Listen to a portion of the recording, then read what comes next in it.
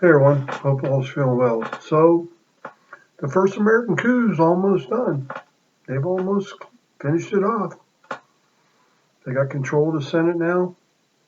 Well, as soon as Commie Harris is inaugurated in. And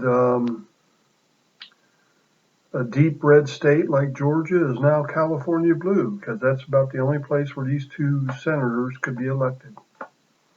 Go figure on that. Of course, they're trying to blame it on Trump. Let me tell you something. You want to look to blame somebody, rhinos, just look in the mirror, because the people of Georgia have been begging you for months to call a special session, investigate this, and rectify it. And you sat on your hands. In a month, you swore that you would investigate all the double, triple voters. Not one investigation has been started. Not one person has been charged.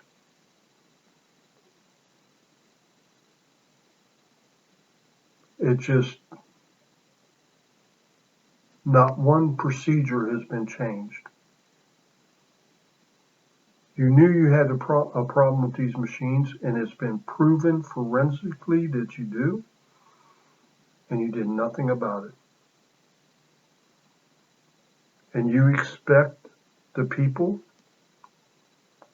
to say, okay, I'll just come out and vote.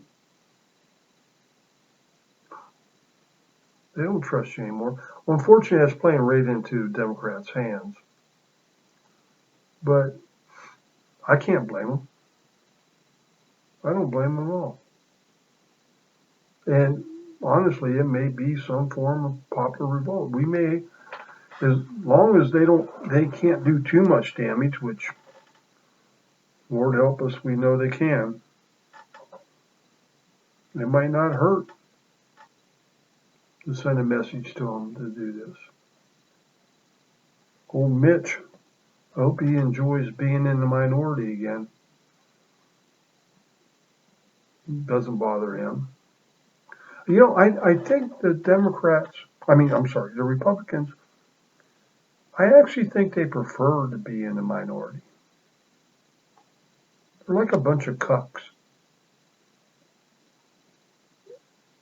And they just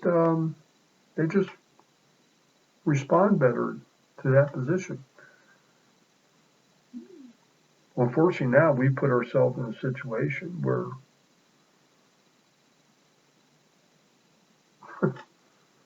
there's nothing we can do about it. And, you know, it's just a simple fact that the first American coup is almost complete.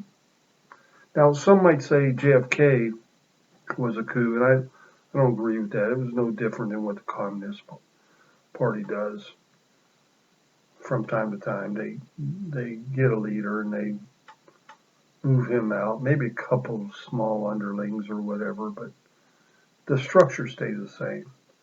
This is different. They have they have managed to restructure the voting laws in many states that we can't possibly win an election again. Now, the bright side of that is we control 30 states in the legislature. And if we don't demand changes in our voting system in the next 2 years before the 2022 election, then, that's kind of on us. I'm going to address the violence in Washington in a later video because it seems like every video I do goes too long. So we'll talk about that, but I don't want anybody to lose heart. I admit that really for almost 4 years, it just seems like we've been punched in the gut continuously. But thanks to the leadership of Donald Trump, we've also won that 4 years. And I'm not sure how much of that Biden in the Democratic Senate and House can reverse. Because as long as we correct some of these election things, then I think you're going to see a massive red wave in 2022. I wasn't really expecting that much because I knew that they were going to put out all hands on board to cheat. And it's why I said early on in November, the courts have to throw out these votes of these precincts that are allowing, that were forcing observers out, putting posters up. And the thing I hear, you can't disenfranchise all these voters. BS.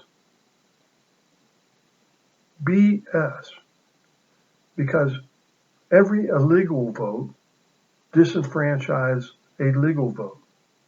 Every illegal vote from Philadelphia disenfranchise a legal vote from York.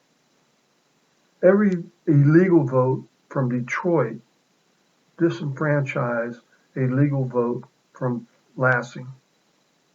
Every illegal vote from Atlanta disenfranchises a legal vote from Macon. So who's really being disenfranchised? You're willing to protect the ones that are cheating, going outside the law, so they can disenfranchise the ones who are working within the law. Well, courts, you failed us. We know that now. And I think things are going to be a little bit different going forward. We'll find out. Y'all have a good day.